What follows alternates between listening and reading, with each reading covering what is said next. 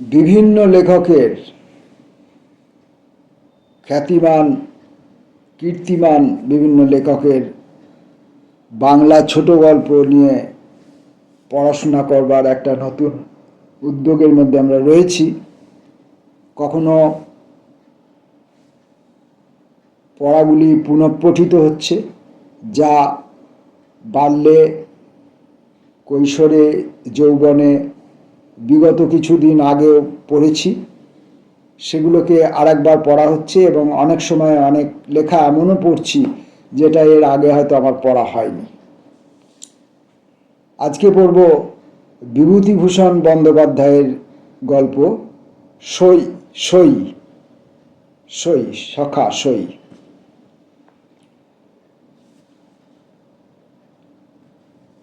দুপুরে বাসায় শুইয়া আছি, এমন সময়ে উচ্ছ্বলিত খুশি ও প্রচুর তরল হাস্যমিশ্রিত তরুণ কণ্ঠস্বরে শুনিতে পাইলাম, ও সই, শৈল, কেমন আছো ও সই।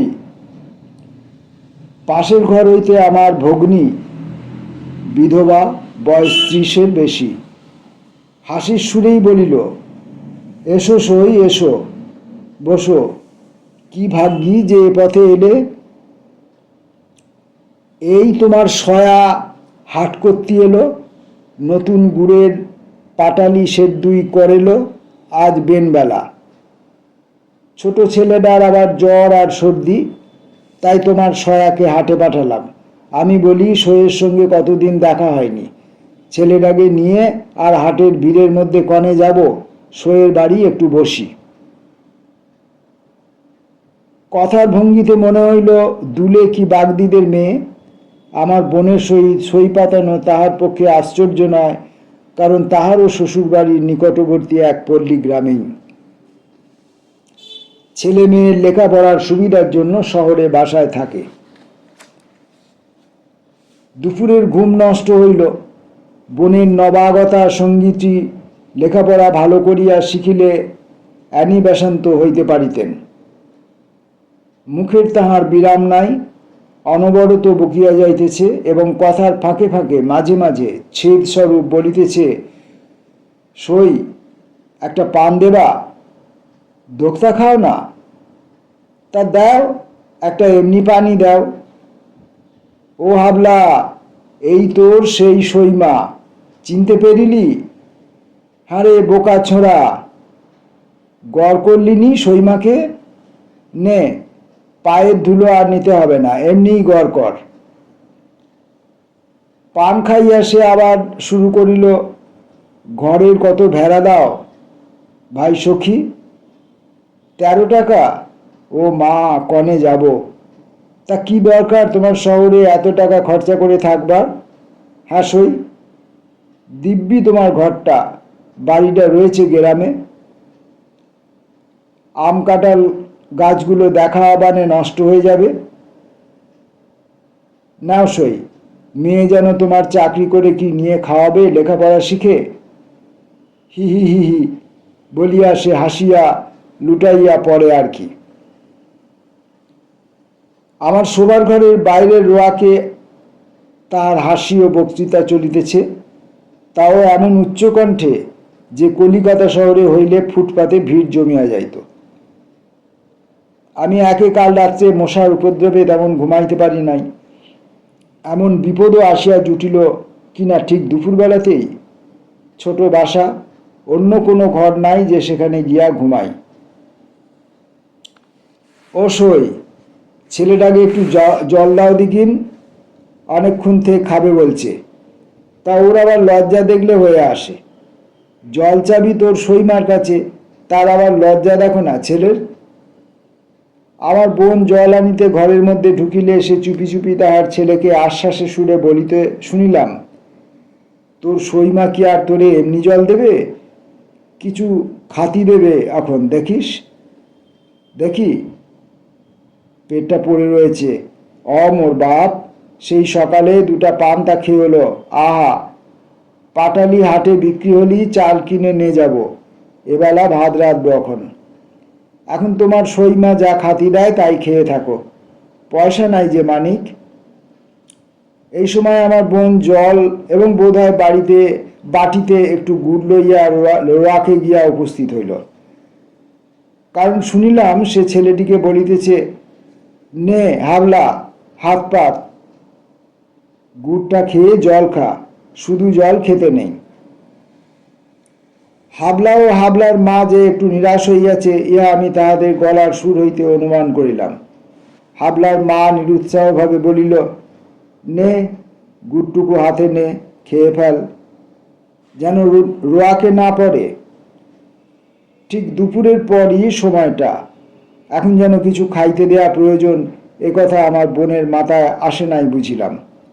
তাছাড়া পল্লীগ্রামে এরকম নিয়মও নাই। ভালো কথা সই, তোমার জন্যই ভালো লঙ্কার বীজ এনেলাম। এই মোর আঁচলে বাঁধা ছিল, তা রাস্তার মাঝখানে কোথায় পড়ে গিয়েছে। বাসায় জায়গা আছে গাছপালা দেবার? আসছে হাটবারে, আসবার সময় নিয়ে আসব। এই সময় আমার ছোট ভাগ্নে স্কুল হইতে ফিরিল। টিফিনের ছুটি হইয়াছে। সে সকালে খাইয়া যাইতে পারে নাই বলিয়া ভাত খাইতে আসিয়াছে। ও টুলু, চিনতে পারো তোমার সইমারে? হি হি। ও মা, ছেলে এরই মধ্যে কত বড় হয়ে গিয়েছে মাথায়। গায়ে এটা কি জামা? বেশ তো জামাটা। আমার ভাগিনেও এই বয়সেই একটু চালবাজ। গ্রাম হইতে আগত এই সইমাকে দেখিয়া সে যে খুব খুশি হইয়া উঠিয়াছে, এমন কোনো লক্ষণ তাহার ব্যবহারে প্রকাশ পাইল না। তাহার সইমা বলিল, বেশ জামাটা টুলুর গায়ে। টুলুর আর কোনো ছেঁড়া জামা টামা নেই? হ্যাঁ সই, ছেলেটা এই শীতই আদুর গায়ে থাকে। তোমার সয়া এবার অসুখে পড়ে গাছ কাটতে পারেনি। মোটে 10টা গাছে যা রস হয় তাই জাল দিয়ে 250 পাটালি হয়। হাটরা হাটে পাটালির দর নেই, তার উপর 6 পয়সা 8 পয়সা সের, ওই থেকে চাল ডাল, ওই থেকেই সব। গাছের আবার খাজনা আছে। ছেলেটাকে একখানা দোলাই কিনে দেবো ভাবছি আজ 3 দিন হাটে। কোথাতে দেই বড় দেখিনি সই। কি রে কি? ছেলের আবার আবদার দেখো না। আমার বোন বলিল, কি বলছে হাবুল? ওর কথা বাদ দাও সই। রাস্তা দিয়ে ওই যে মিনসে চিনির কি বলে ওগুলো? হাবুল বলিল, গোলাপ ছড়ি। তা যে ছড়ি হোক, ওই ওকে কিনে দিতে হবে। না, ও খায় না। কি ছড়ি? গোলাপ ছড়ি। হি হি, নাম দেখো না, গোলাপ ছড়ি।